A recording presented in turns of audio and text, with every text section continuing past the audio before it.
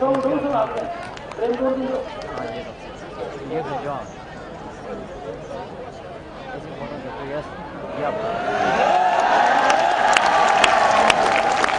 अब मैं इस कार्यक्रम का संचालक विक्रम सिंह टापरवाड़ा, लोकेंद्र सिंह जी कालवी को आमंत्रित करता हूं कि वो अपना उद्बोधन और आशीर्वाद दें। के लिए और दिखाने के लिए बोलो करनी मात की, बोलिए जगदम्बे भवानी की। एक बार पूरे जोर से, पत्थर को भी कर दे पानी, जय भवानी जय। पत्थर को भी कर दे पानी।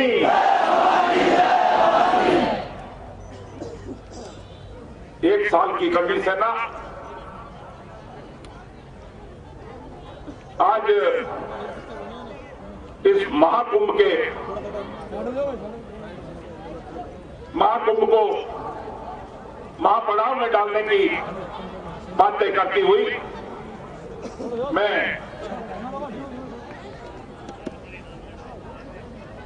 सभी जितने भी कड़ी सेना के पदाधिकारी, राजपूत सभाओं के पदाधिकारी और विशेष तौर पर ये प्रेम भाई साहब, कमलेश कंवर और ब्रजेश कंवर की क्या ये महिला मोर्चा, चाहे उसको शक्ति के रूप में, नए लक्ष्मी के रूप में, चाहे सरस्वती के रूप में, तहे दिल से आप लोगों का नमन करता हूं। आज भी एक छोटा सा विश्वास कड़ी सेना के प्रधान संरक्षक के तौर पर जो इन लाखों राजपूतों का प्राप्त हो रहा है, उसके लिए सभी उन संस्थाओं का, सभी उन युवाओं का, उन बुजुर्गों के आशीर्वाद का और महिलाओं के साथ का मैं मां कड़ी जी से प्रार्थना करूंगा कि उनको इतनी ताकत दे, इतनी मजबूती दे, ये खुद ही को कर बुलंद इतना किसी तकदीर से पहले खुदा खुद बंदे से पूछे तेरी रजा क्या है, और हमारी तो बहुत छोटी सी रजा है, बहुत छोटी सी। ये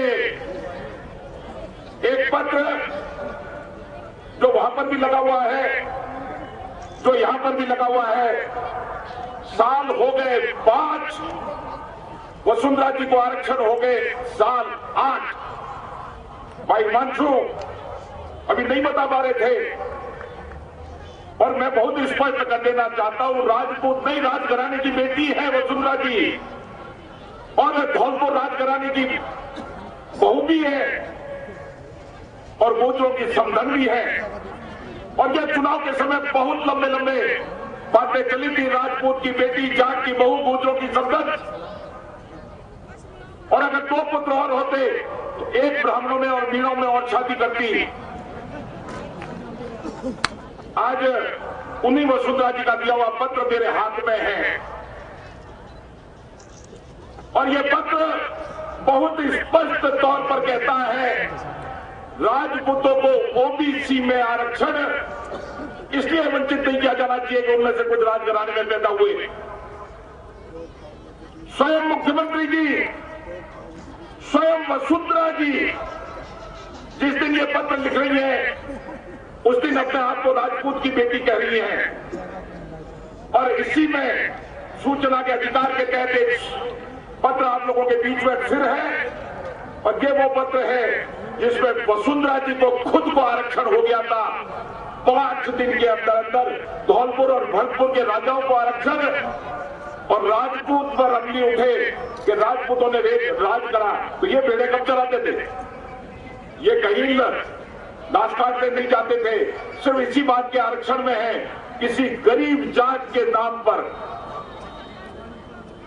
और जब बात चलती है तय कीजिए, अभी पत्रकार बंधु पूछ रहे थे, तो स्पष्ट कर देना चाहता हूं,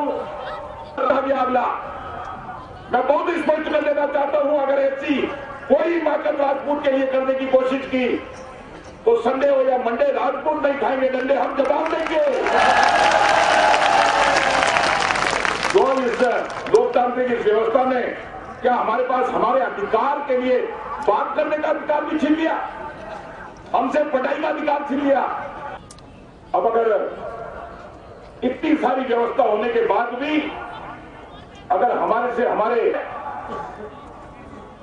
मैं भी इनसे आंशिक तौर पर सहमति प्रकट करता हूं। हमें समानता का अधिकार चाहिए, नहीं चाहिए आरक्षण, पर वो बराबरी का अधिकार जो संविधान देता है। किसान के नाम पर आरक्षण होता है, सिपाही के नाम पर आरक्षण होता है, राजा महाराजाओं को आरक्षण होता है, और राजपूत अपने बच्चों के भविष्य के लिए जो टुकड़ देखता है, रोज की रोज यहां पर भीड़ इकट्ठी करता है। आज हमारे बच्चे लोगों में बहुत जोश था। आज आदरणीय सुरेंद्र सिंह जी भी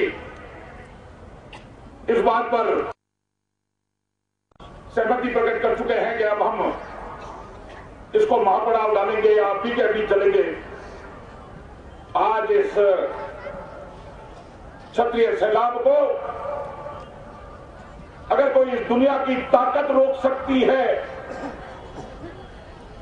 ऐसी कोई ताकत आज तक पैदा नहीं हुई। पर जिस आंदोलन को, चाहे राजस्थान में पिछले दिनों कोई आंदोलन हो,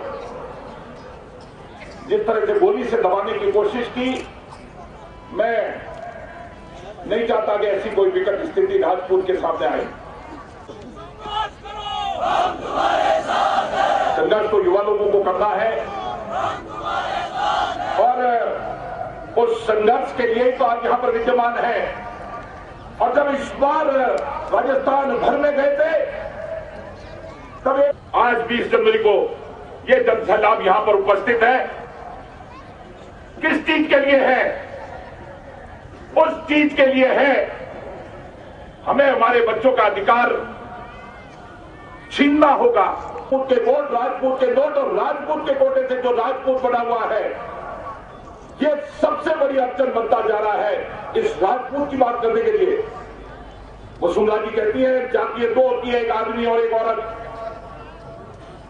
ये औरत नहीं है। किस लिए विद्यमान है यहां पर? इसी बात को लेकर विद्यमान है। हमें हमारा बच्चों का भविष्य चाहिए। हम नहीं चाहते कहीं किसी तरह की कोई अव्यवस्था। पर सरकार तो गोली की बात ज्यादा समझती है, और अगर गोली नहीं खाएंगे, अगर हम मरना नहीं चाहते हैं, तो मारने की ताकत पैदा करनी होगी। और वो ताकत ये इसी संगठन में है। आज अगर कोई गोली चलेगी तो पहले लोकेंद्र सिंह कामली की छाती पर से चलेगी, उसके बाद में किसी का नंबर आएगा।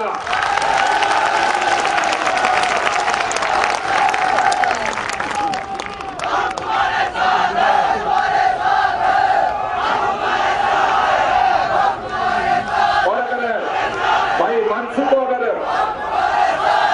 जितना फौज में लेकर उसने गोलियां देखी है, मैंने भी देखी है बहुत गोलियां।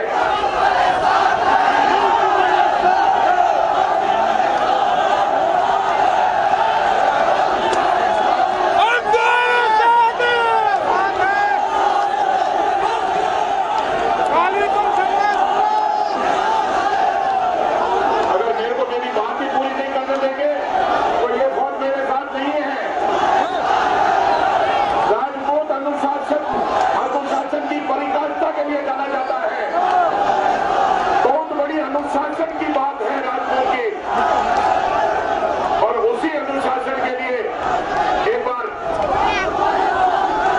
आपको बैठना होगा।